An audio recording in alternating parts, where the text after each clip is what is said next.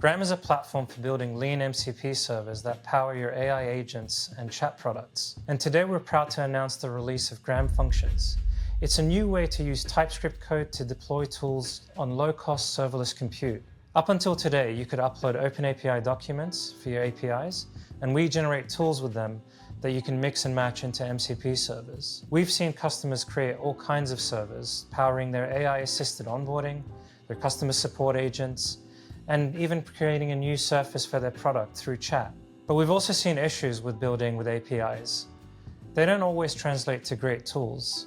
Sometimes they're too big, too verbose, and they can confuse the LLM. Sometimes a language model or an agent will not know which tools to call. Sometimes it'll call tools in an endless loop.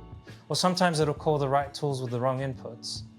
And these are issues we want to solve with Gram. We're constantly researching new ways to solve some of the most common issues with MCP servers.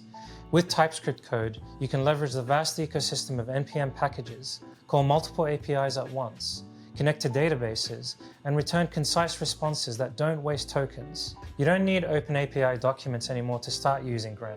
You can just ship code, and we'll create tools that you can put into MCP servers that we host for you.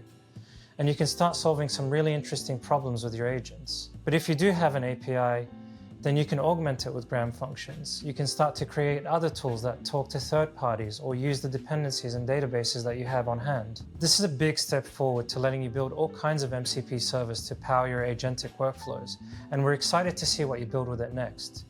Let me show you a quick demo to get you started with your first Gram function.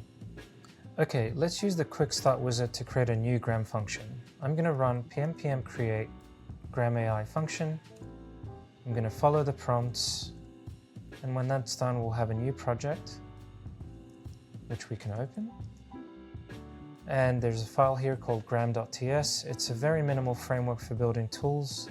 I'm going to paste our example in here, and what it is a single tool to query the top cities by property sales in the UK. It's going to look at some data in our Supabase database and return that as a JSON response. So we're going to deploy this as a tool. First of all, let's add the missing dependency.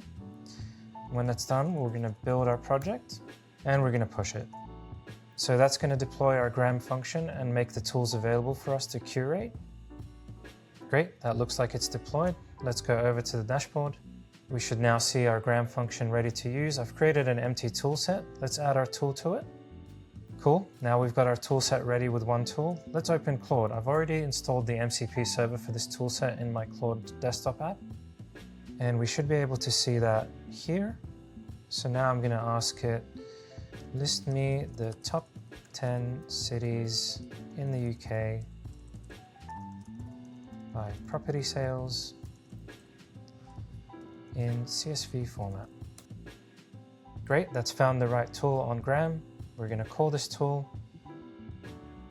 Great, now that's called our tool. That's an MCP server that's hitting a Gram function.